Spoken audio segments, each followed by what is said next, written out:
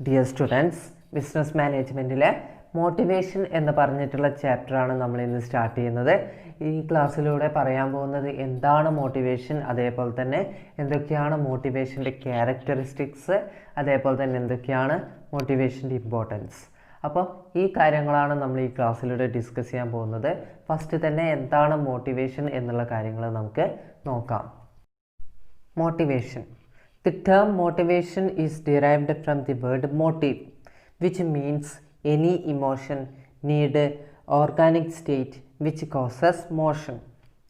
Motivation is an act of stimulating an individual for action. Top-level management should inspire and stimulate the subordinates to create interest in work. Then only the aims of organization can be achieved. Motivation is an important function of management. Motivation is a process of stimulating and inspiring subordinates to accomplish the objectives. Motivation എന്ന term derive ചെയ്തിട്ടുള്ളത് motive എന്ന വേർഡിൽ നിന്നാണ്.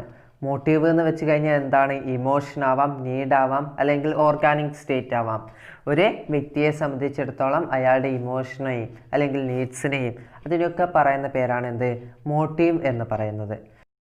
മോട്ടിവേഷനെ സിമ്പിളായിട്ട് പറയുകയാണെങ്കിൽ എന്താണ്? ഒരു വ്യക്തിയെ ഒരു പ്രവൃത്തി ചെയ്യാൻ വേണ്ടിയിട്ട് സ്റ്റിമുലേറ്റ് ചെയ്യിക്കുന്ന അല്ലെങ്കിൽ ഉത്തേജിപ്പിക്കുന്ന അല്ലെങ്കിൽ പ്രേരിപ്പിക്കുന്ന ഒരു പ്രവൃത്തിയെ അല്ലെങ്കിൽ ആക്ടിനെയാണ് എന്ത് പറയുക? മോട്ടിവേഷൻ എന്ന് പറയുക. അതായത് മോട്ടിവേഷൻ എന്ന് പറഞ്ഞു കഴിഞ്ഞാൽ ഒരു വ്യക്തിയെ അല്ലെങ്കിൽ ഒരു ഇൻഡിവിജ്വലിനെ ഒരു ആക്ഷൻ പെർഫോം ചെയ്യിക്കാൻ വേണ്ടിയിട്ട് അല്ലെങ്കിൽ ഒരു വർക്ക് പെർഫോം ചെയ്യിക്കാൻ വേണ്ടിയിട്ട് അവരെ ഉത്തേജിപ്പിക്കുന്ന അല്ലെങ്കിൽ പ്രേരിപ്പിക്കുന്ന അല്ലെങ്കിൽ അവരെ പ്രചോദിപ്പിക്കുന്ന രീതിയിലുള്ള ഒരു പ്രവൃത്തിയെ അല്ലെങ്കിൽ ആക്ടിനെ നമുക്ക് എന്ത് പറയാം? മോട്ടിവേഷൻ ആണ് എന്ന് പറയാം.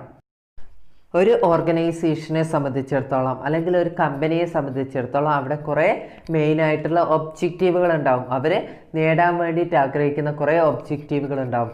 ആ ഒബ്ജക്റ്റീവുകളൊക്കെ അച്ചീവ് ചെയ്യണമെങ്കിൽ തീർച്ചയായിട്ടും എന്ത് വേണം? അവിടെ കറക്റ്റായിട്ടുള്ള പ്ലാനിങ് വേണം, അതേപോലെ തന്നെ ഓർഗനൈസിങ് വേണം, ഡയറക്റ്റിങ് വേണം, കോർഡിനേറ്റിങ് വേണം, കൺട്രോളിങ് വേണം. ഈ പറഞ്ഞിട്ടുള്ള ഫങ്ഷൻസ് ഓഫ് മാനേജ്മെൻറ്റും ആക്ടിവിറ്റീസും ഒക്കെ പെർഫോം ചെയ്താൽ മതിയോ ഓർഗനൈസേഷനിൽ ഒബ്ജക്റ്റീവ് അച്ചീവ് ചെയ്യാൻ? പോരാ. അതിൻ്റെ കൂടെ എന്തും കൂടെ വേണം? അവിടെ വർക്ക് ചെയ്യുന്ന എംപ്ലോയീസിൻ്റെ സഹകരണം കൂടെ തീർച്ചയായിട്ടും കമ്പനിയിൽ വേണം. എന്നാൽ മാത്രമേ എന്ത് സംഭവിക്കുള്ളൂ? അവരുദ്ദേശിക്കുന്ന പ്രോഫിറ്റ് നേടാൻ അല്ലെങ്കിൽ അവരുദ്ദേശിക്കുന്ന ഒബ്ജക്റ്റീവ് അവർക്ക് അച്ചീവ് ചെയ്യാൻ സാധിക്കുള്ളൂ. അപ്പോൾ ടോപ്പ് ലെവൽ മാനേജ്മെൻറ്റ് പ്രൊവൈഡ് ചെയ്യുന്ന ഡിസിഷൻസ്, അവർ കുറേ ഡിസിഷൻസ് എടുക്കൂലേ? അപ്പോൾ ഓർഗനൈസേഷനിലെ ഒബ്ജക്റ്റീവ് അച്ചീവ് ചെയ്യാൻ വേണ്ടിയിട്ട് അവർ കുറേ ഡിസിഷൻസ് എടുക്കും. ആ ഡിസിഷൻസ് ഒക്കെ പെർഫോം ചെയ്യാൻ, അതൊക്കെ ഫോളോ ചെയ്യാൻ ആരും കൂടെ വേണം? എംപ്ലോയീസും കൂടെ വേണം. അവർ പ്രൊവൈഡ് ചെയ്യുന്ന ഡിസിഷൻസിനനുസരിച്ച് എംപ്ലോയീസും കൂടി നന്നായിട്ട് പെർഫോം ചെയ്യണം. അങ്ങനെ നന്നായിട്ട് പെർഫോം ചെയ്യുമ്പോൾ മാത്രമേ കമ്പനിക്ക് പ്രോഫിറ്റ് നേടാൻ കഴിയൂ അല്ലെങ്കിൽ ഒബ്ജക്റ്റീവ് അച്ചീവ് ചെയ്യാൻ കഴിയുള്ളൂ. അപ്പോൾ ആ കണ്ടീഷനിൽ, ആ സിറ്റുവേഷനിൽ എംപ്ലോയീസ് കാര്യമായിട്ട് ആ ജോബിനോട് താല്പര്യം പ്രകടിപ്പിക്കുന്നില്ലെങ്കിൽ അവിടെ തീർച്ചയായിട്ടും എന്ത് സംഭവിക്കാം? അവിടെ ആ ഓർഗനൈസേഷൻ്റെ ഒബ്ജക്റ്റീവ് അച്ചീവ് ചെയ്യാൻ സാധിക്കില്ല, അവിടെ ലോസ് സംഭവിക്കാം. അങ്ങനെയുള്ള സാഹചര്യങ്ങളിൽ ടോപ്പ് ലെവൽ മാനേജ്മെൻറ്റ് എന്ത് ചെയ്യാണ്? ഈ വർക്കേഴ്സിനെ മോട്ടിവേറ്റ് ചെയ്യിക്കുകയാണ്, അല്ലെങ്കിൽ ഇൻസ്പയർ ചെയ്യിക്കുകയാണ്, അല്ലെങ്കിൽ പ്രചോദിപ്പിക്കുകയാണ്. അങ്ങനെ പ്രചോദിപ്പിക്കുന്ന ഒരു പ്രോസസ്സിനെ പറയുന്ന പേരാണ് എന്ത്? ഈ മോട്ടിവേഷൻ എന്ന് പറയുന്നത്. ഒരു ഓർഗനൈസേഷനിലെ എയിം അച്ചീവ് ചെയ്യാൻ വേണ്ടിയിട്ട് അല്ലെങ്കിൽ ഒബ്ജക്റ്റീവ് അച്ചീവ് ചെയ്യാൻ വേണ്ടിയിട്ട് ടോപ്പ് ലെവൽ മാനേജ്മെൻറ്റ് സബോർഡിനേറ്റ്സിനെ അല്ലെങ്കിൽ വർക്കേഴ്സിനെ ഇൻസ്പയർ ചെയ്യാറുണ്ട് അല്ലെങ്കിൽ സ്റ്റിമുലേറ്റ് ചെയ്യാറുണ്ട്. ആ വർക്ക് പെർഫോം ചെയ്യാൻ വേണ്ടിയിട്ട്, ആ വർക്കിനോട് ഇൻട്രസ്റ്റ് ഉണ്ടാക്കിക്കാൻ വേണ്ടിയിട്ട് അവരെന്ത് ചെയ്യാറുണ്ട്? ഈ വർക്കേഴ്സിനെ ഇൻസ്പയർ ചെയ്യാറുണ്ട് അല്ലെങ്കിൽ സ്റ്റിമുലേറ്റ് ചെയ്യാറുണ്ട്. ആ ഇൻസ്പയർ ചെയ്യുന്ന അല്ലെങ്കിൽ സ്റ്റിമുലേറ്റ് ചെയ്യുന്ന പ്രോസസ്സിനെ പറയുന്ന പേരാണ് എന്ത്? മോട്ടിവേഷൻ എന്ന്. Next, definitions of motivation. First, according to William G Scott, motivation means a process of stimulating people to action to accomplish desired goals. Edwin B Flippo defines motivation is the process of attempting to influence others to do their work through the possibility of gain on reward.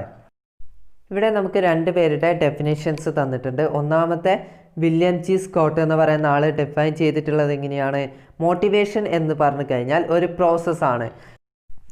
ഒരു decide ആയിട്ടുള്ള goal accomplish ചെയ്യാൻ വേണ്ടിയിട്ട് പീപ്പിൾസിനെ കൊണ്ട് ഒരു action perform ചെയ്യാൻ പ്രചോദിപ്പിക്കുന്ന അല്ലെങ്കിൽ stimulate ചെയ്യുന്ന ഒരു പ്രോസസ്സിനെയാണ് നമ്മൾ എന്ത് പറയുന്നത്? മോട്ടിവേഷൻ എന്ന് പറയുന്നത്. സിമ്പിളായിട്ട് മോട്ടിവേഷൻ എന്ന് പറഞ്ഞു കഴിഞ്ഞാൽ ഒരു ഓർഗനൈസേഷനിലെ ഒബ്ജക്റ്റീവ് അച്ചീവ് ചെയ്യാൻ വേണ്ടിയിട്ട് ആ ഓർഗനൈസേഷനിലെ വർക്കേഴ്സിൻ്റെ ഉള്ളിൽ അല്ലെങ്കിൽ ആ സബോർഡിനേറ്റ്സിൻ്റെ ഉള്ളിൽ ഒരു വർക്കിനോട് ഒരു താല്പര്യം ഉണ്ടാക്കാൻ വേണ്ടിയിട്ട് ഉള്ള ഒരു പ്രോസസ്സാണ് എന്ത് സിമ്പിളായിട്ട് എന്ത് പറയുന്നത്? മോട്ടിവേഷൻ എന്ന് പറയുന്നത്. Next, characteristics of motivation. എന്തൊക്കെയായിരിക്കും മോട്ടിവേഷൻ്റെ സവിശേഷതകൾ, പ്രത്യേകതകൾ എന്ന് നോക്കാം. First, continuous process. Man is full of wants, needs and desires. He wants to fulfill these wants.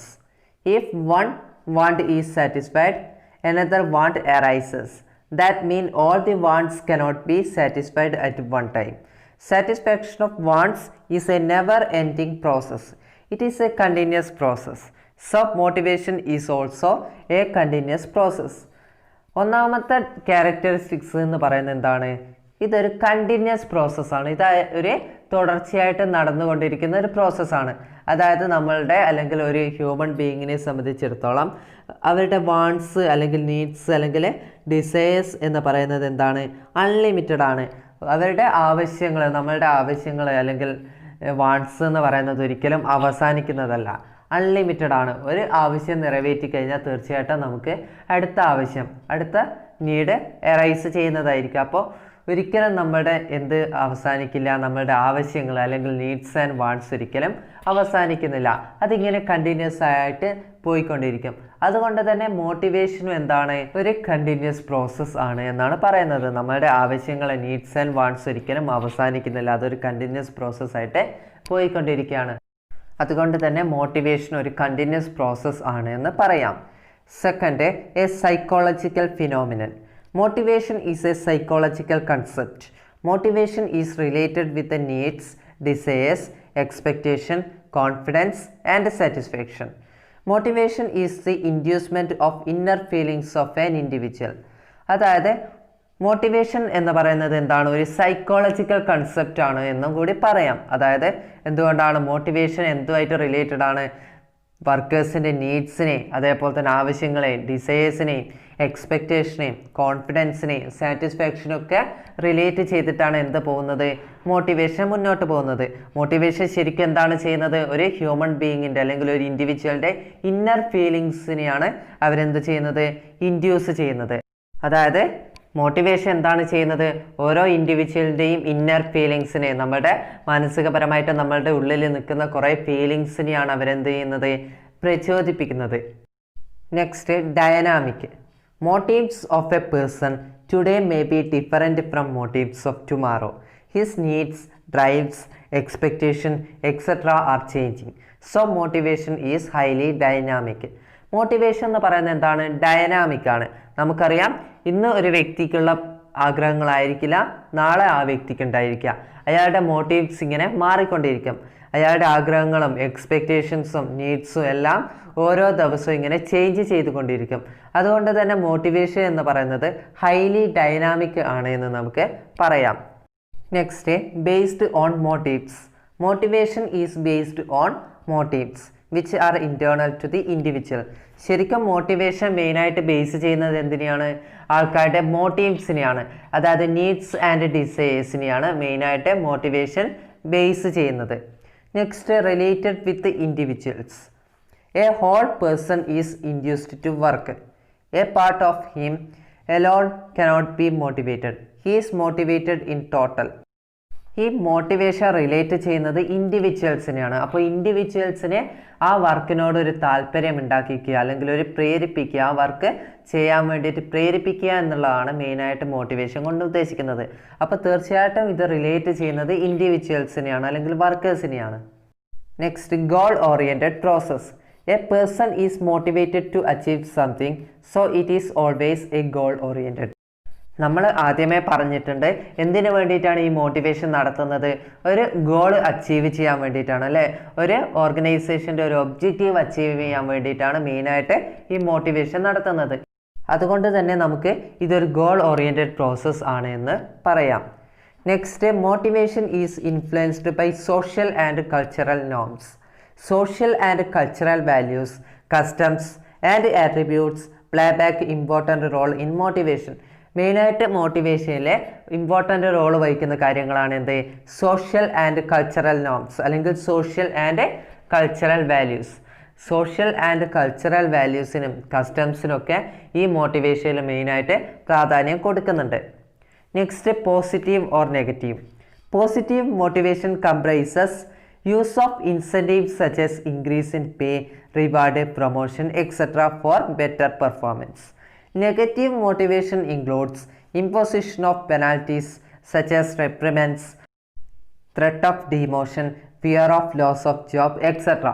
Motivation രണ്ടായിട്ട് നമുക്ക് പറയാം. ഒന്ന് പോസിറ്റീവ് മോട്ടിവേഷൻ ആണ് എന്ന് പറയാം, രണ്ടാമത്തേത് നെഗറ്റീവ് മോട്ടിവേഷൻ ആണ് എന്ന് പറയാം. പോസിറ്റീവ് മോട്ടിവേഷൻ എന്ന് പറഞ്ഞു കഴിഞ്ഞാൽ ഇൻസെൻറ്റീവ്സ് ഒക്കെ കൊടുത്തുകൊണ്ട്, അതായത് എംപ്ലോയീസിൻ്റെ സാലറിയും റിവാർഡും പ്രൊമോഷനൊക്കെ കൊടുത്തുകൊണ്ട് അവരുടെ ബെറ്റർ പെർഫോമൻസ് ഉണ്ടാക്കിയെടുക്കുന്ന രീതിയിലുള്ള മോട്ടിവേഷനാണ് ഇത് പോസിറ്റീവ് മോട്ടിവേഷൻ എന്ന് പറയുന്നത്. നെഗറ്റീവ് മോട്ടിവേഷൻ എന്ന് പറഞ്ഞു കഴിഞ്ഞാൽ അതിൻ്റെ നേരെ ഓപ്പോസിറ്റായിട്ട്, അതായത് ഒരു നെഗറ്റീവായ രീതിയിൽ അവരെ മോട്ടിവേറ്റ് ചെയ്യാം. അതായത് അവരോട് എന്ത് ചെയ്യാണ്, അവർ ചെയ്യുന്ന വർക്ക് മോശമാണെങ്കിൽ അവരെ ശാസിക്കുക. റെപ്രിമെൻസ് എന്ന് പറഞ്ഞു കഴിഞ്ഞാൽ ശാസിക്കുക, അവരെ വഴക്ക് പറയുക. അതേപോലെ തന്നെ അവരോട് എന്ത് പറയാണ്, ത്രെറ്റ് ഓഫ് ഡീമോഷൻ. ഡീമോഷൻ എന്ന് പറഞ്ഞു കഴിഞ്ഞാൽ നമുക്കറിയാം പ്രൊമോഷൻ്റെ നേരെ ഓപ്പോസിറ്റാണ് എന്ത്, ഡീമോഷൻ. അവരോട് എന്താ പറയുകയാണ്, നിങ്ങളുടെ സ്ഥാനത്ത് ഇപ്പോൾ നിൽക്കുന്ന സ്ഥാനത്ത് നിന്ന് നിങ്ങളെ തരം താഴ്ത്തുക, അതായത് താഴേക്ക് കൊണ്ടുവരും എന്നൊക്കെ പറഞ്ഞിട്ട് അവരെ ഭീഷണിപ്പെടുത്തുക, അവരെ ശാസിക്കുക, അവരെ വഴക്ക് പറയുക. അതേപോലെ തന്നെ അവരോട് നിങ്ങളുടെ ഇനിയും അവരുടെ വർക്ക് മോശമായി കഴിഞ്ഞാൽ അവരോട് ആ ജോലിയിൽ നിന്നും പിരിച്ചുവിടും എന്നൊക്കെ പറഞ്ഞുകൊണ്ട് നെഗറ്റീവായിട്ടുള്ള രീതിയിൽ അവരെ മോട്ടിവേറ്റ് ചെയ്യുന്നതിനാണ് എന്ത് പറയുക, നെഗറ്റീവ് മോട്ടിവേഷൻ എന്ന് പറയാം. പോസിറ്റീവ് മോട്ടിവേഷൻ എന്ന് പറഞ്ഞു കഴിഞ്ഞാൽ അവരോട് അവരുടെ പെർഫോമൻസ് മെച്ചപ്പെടുന്നതിനനുസരിച്ച് അവർക്ക് എന്ത് കൊടുക്കുകയാണ്, റിവാർഡ് കൊടുക്കുക, അവർക്ക് പ്രൊമോഷൻ കൊടുക്കുക. അങ്ങനത്തെ രീതിയിലുള്ളതാണ് പോസിറ്റീവ് മോട്ടിവേഷൻ എന്ന് പറയുന്നത്. നെഗറ്റീവ് മോട്ടിവേഷൻ എന്ന് പറഞ്ഞു കഴിഞ്ഞാൽ അതിൻ്റെ നേരെ ഓപ്പോസിറ്റായിട്ട് അവരെ വഴക്ക് പറയുകയും അതേപോലെ തന്നെ അവരോട് അവരുടെ ജോലിയിൽ നിന്ന് പിരിച്ചുവിടും എന്നൊക്കെ പറഞ്ഞുകൊണ്ട് മോട്ടിവേറ്റ് ചെയ്യുന്ന, നെഗറ്റീവായിട്ടുള്ള രീതിയിൽ മോട്ടിവേറ്റ് ചെയ്യുന്നതിനാണ് നെഗറ്റീവ് മോട്ടിവേഷൻ എന്ന് പറയാം.